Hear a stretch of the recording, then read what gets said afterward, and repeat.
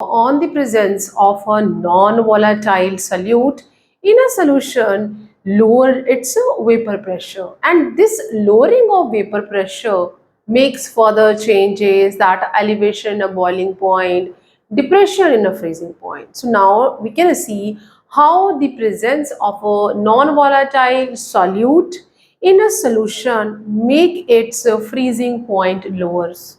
जो कि नॉर्मल एक सॉल्वेंट है, प्योर सॉल्वेंट है, जब वो फ्रीज होता है नॉर्मली, वो जब सॉल्यूशन है जिसमें कि एक नॉन वोलाटाइल सॉल्यूट प्रेजेंट है, वो उस टेम्परेचर पर फ्रीज नहीं होगा। तो फ्रीजिंग पॉइंट होता क्या है? Freezing point that is a particular temperature when the vapor pressure of a pure solvent is same in its liquid phase as well as in solid phase. That time or that temperature when reaches a solution or a solvent get freezed, वो freeze हो जाएगा।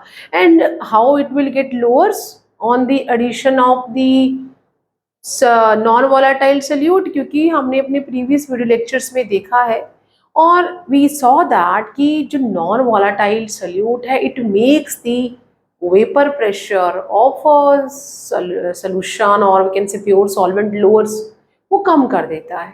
तो अगर कम कर देता है तो जो वेपर प्रेशर सॉल्वेंट का है इन its liquid phase it will get more lower in its solid phase, और जब तक वो बराबर होगा then only it will freeze, and the normal जो freezing temperature है उससे भी वो ज़्यादा lower temperature पे जाके freeze होगा। तो here we are going to study about the depression of freezing point, जो कि colligative property है। It depend upon the number of moles of a solute in a solution, और we can say molal concentration जो होती है उसके ऊपर ये डिपेंड करता है। It is not depending upon its nature, and these are the mathematical relations. Change in a freezing point can we find it out like that. This is the cryoscopic constant or depression constant. This is the molecular mass of the solute, and this is the given mass है, this is the molecular mass, and this is the given mass of the pure solvent, and here in 1000 kg, तो 1000 kg में कितना solute present है, और then we can find out the molecular mass of the solute. If we know this, just हमने इस change in freezing temperature को shift किया है। If you know this one you can find out the various numerical questions based on this particular colligative property. तो let's see that यहाँ पे हम देखेंगे कि ये हमारा, हम डायग्रामेटिकली से शो कर लेंगे। दिस इज द टेम्परेचर और एक्सेस, और ये है हमारा प्रेशर। वी नो दैट कि जैसे जैसे टेम्परेचर बढ़ता है प्रेशर जो है वो बढ़ जाता है। प्रेशर भी हम वैसे ही लिख लेते हैं, that is PRESSURE। As temperature increases pressure also increases. तो यहाँ हम देखेंगे कि ये हमारा टेम्परेचर आप रख लो, और इस टेम्परेचर पे ये हमारा जो प्योर सॉल्वेंट है, फ्रोजन सॉल्वेंट लिख लेते, this is the frozen solvent, और वो कौन सी स्टेज पे है या कौन से स्टेट में है, दैट इज अ सॉलिड। वो यहाँ पे जाके फ्रीज होगा। जो वेपर प्रेशर होता है सॉल्वेंट का in its liquid phase, when it matches with the vapour pressure in its solid phase, then वो फ्रीज हो जाता है, जम जाता है। ये हम वेपर प्रेशर कर लेंगे किसका, that is the vapour pressure of solvent in its liquid phase. और जब वो रीच कर जाता है सॉलिड फेज पे तो वो क्या हो जाता है, फ्रीज है। और लेकिन जो हमारा सोल्यूशन है, सोल्यूशन जो है जब वो यहाँ पे रीच करेगा तो नॉर्मली उसका टेम्परेचर जो है वो कम हो गया है। सोल्यूशन, ये सोल्यूशन है। यहाँ जो वेपर सॉल्वेंट है, सॉल्वेंट अगर यहाँ फ्रीज कर रहा है तो सोल्यूशन को फ्रीज करने, यहाँ तक जाने के लिए टेम्परेचर और कम करना पड़ेगा। तो यहाँ ये जो चेंज हो गया है, this is the change in both, that is the delta T F, not a B, delta T F lowering in, delta लगा लो ऐसे, और that is a lowering in freezing point की और कम हो गया है। हमारा जो लिक्विड है, प्योर सॉल्वेंट है, वो यहाँ अगर फ्रीज होता है तो हमें और टेम्परेचर कम करना है, तब जाके हमारा जो सोल्यूशन है वो फ्रीज होगा। तो ये हमारा हो गया है, this is the T not F, the freezing point of the pure solvent, और यहाँ पे आ गया है that is the T F, that is the freezing point of the solution. अब हमने ये देखना है कि जो vapour pressure of liquid in liquid face, और हम सॉल्वेंट कह लेंगे, लिक्विड सॉल्वेंट, ठीक है, हाँ, लिक्विड सॉल्वेंट बोलते हैं। Vapour pressure of liquid solvent in liquid phase when equal to vapour pressure of solid और फ्रोजन, सॉलिड फेस कर लो,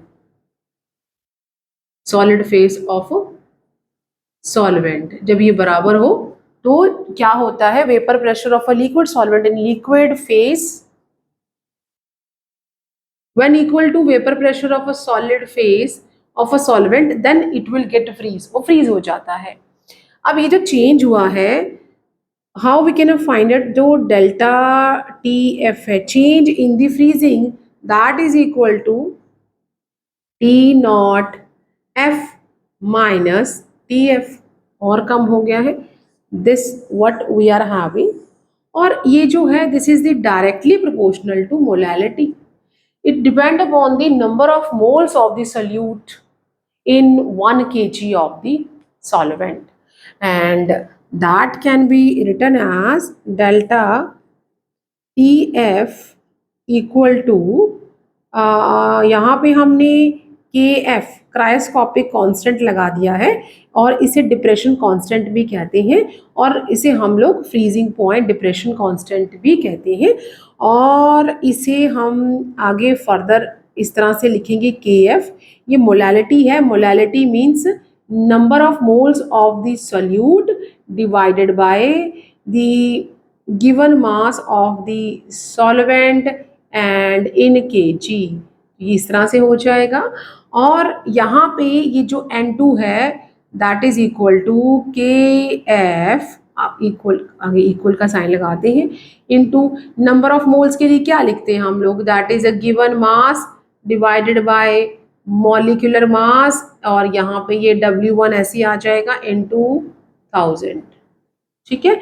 और ये जो है फर्दर अब हमारा जो चेंज इन फ्रीजिंग पॉइंट आ गया है, that is equal to KF given mass of the solute multiply by 1000 and molecular mass of the solute into given mass of the solvent। और ये जो हम डिप्रेशन इन फ्रीजिंग पॉइंट निकाल रहे हैं, that is the 1 molal means 1 gram mole of solute in 1000 kg of the solvent. तो हम इसे लिख लेते हैं, this is the 1 molal concentration, 1 molal है इज दैट, ये हो जाएगा 1 gram mole of solute in 1000 grams of what we can say solvent, और 1 kg of the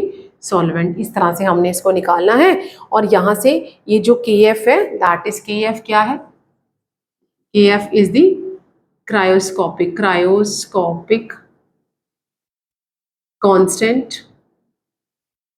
और इसे हम डिप्रेशन कांस्टेंट भी कहते हैं, डिप्रेशन कांस्टेंट, और इसे हम फ्रीजिंग पॉइंट डिप्रेशन कांस्टेंट भी कहेंगे। तो ये चेंज इन फ्रीजिंग पॉइंट है और वो डायरेक्टली प्रोपोर्शनल होता है मोलैलिटी के। Molality means 1 molar concentration of a solute means 1 gram mole of a solute in 1000 gram of a solvent. और इसे हमने ये प्रोपोर्शनलिटी साइन लगा दिया KF, जो कि हमारा क्रायोस्कोपी या डिप्रेशन कांस्टेंट है। जब मोलैलिटी है, मोलैलिटी का मैंने अपने प्रीवियस वीडियो लेक्चर में जब हम लोग न्यूमेरिकल क्वेश्चंस और how to find out the concentration of solution निकाल रहे थे, तो ये बताया मैंने कि जो मोलैलिटी है, molality means number of moles of a solute in 1 kg of a solvent. तो आप यहाँ पे लिख भी सकते हैं कि जो मोलैलिटी होता है that is the number of moles of solute bye 1 kg of solvent. ठीक है, तो जो नंबर ऑफ मोल्स है वो मैंने ऐसे लिख दिया है, क्योंकि यहाँ पे नॉर्मली हमें जो सॉल्वेंट है वो ग्राम्स में दिया होता है। तो मैंने यहाँ पे given mass of the solvent and 1000 लिख लिया है नंबर ऑफ मोल्स को। And we can say number of moles जो होता है, नंबर ऑफ मोल्स है तो that is given mass by molecular mass, वो ऐसा हो जाएगा। तो हमने N2 को इससे रिप्लेस कर दिया है and finally we are getting this relation. और अगर आपको मॉलिक्यूलर मास निकालना है सॉल्यूट का, तो what we can do, we can just find it out. M2 इधर आ जाएगा and rest will be same, that is a KF into W2 into 1000 and divided by ये डेल्टा TF नीचे चला जाएगा और W1। So these are the relations where you can find out how the lowering of freezing point happen, and if आपको molecular mass निकालना है, change in a freezing point निकालना है, so you can use this one. Still for any doubt, just give me a comment in my comment box.